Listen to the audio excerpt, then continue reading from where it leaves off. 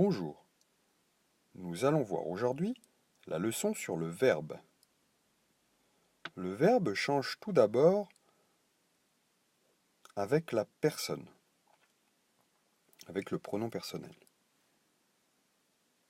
Ils arrivent au pluriel changera pour nous arrivons. Arrive, arrivons.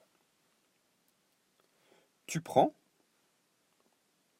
changera pour vous prenez. Elle fait le tour, cela donnera elles font le tour. Cela veut dire que lorsque l'on veut reconnaître le verbe, on peut le changer de personne. Le mot qui changera sera donc le verbe. Par exemple, dans « Il voit les géants »,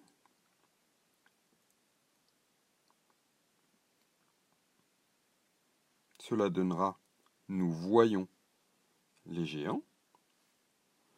Le mot qui se transforme, de « voit » en « voyons », c'est le verbe. Le verbe change donc bien de personne. Le verbe, c'est aussi le noyau, le chef du groupe verbal.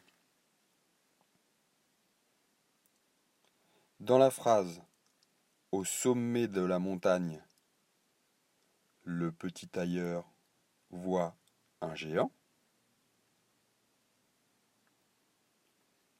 le petit tailleur, c'est le sujet, et le groupe verbal, c'est « voit un géant ».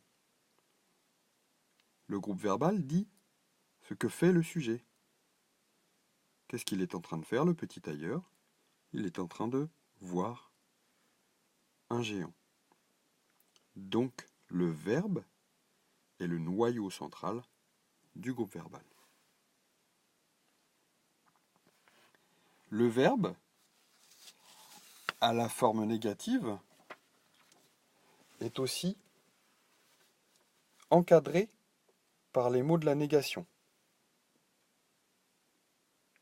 Cela permet de le retrouver facilement dans une phrase.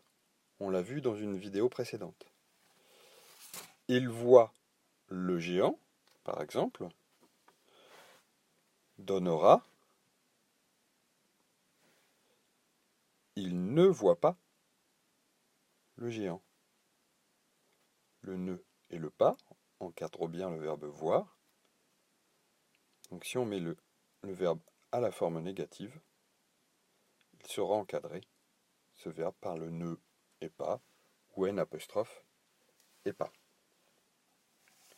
Le verbe change aussi avec le temps auquel il est conjugué. Par exemple, elle fait le tour de l'enclos.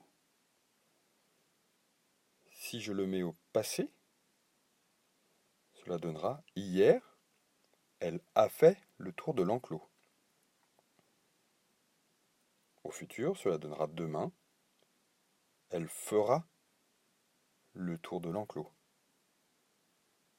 Le seul mot qui change à ce moment-là, fait, a fait, fera, c'est le verbe.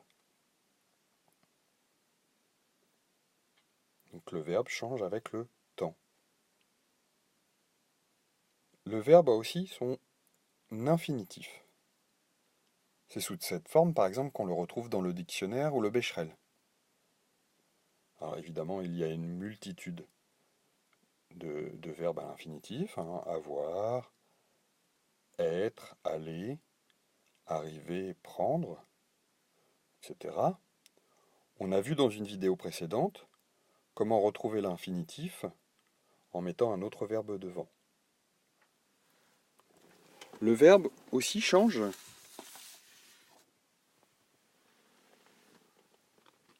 en étant classé par des terminaisons de leur infinitif.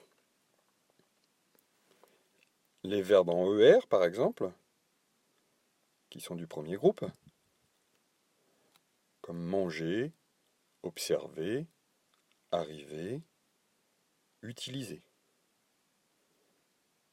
Les verbes en IR, qui sont soit du deuxième groupe, soit du troisième groupe, comme on l'a vu dans une autre vidéo. Par exemple, venir, sortir, choisir, nourrir, etc. Les verbes en DRE, qui sont tous du troisième groupe, comme le verbe prendre, comprendre, entendre, vendre, etc.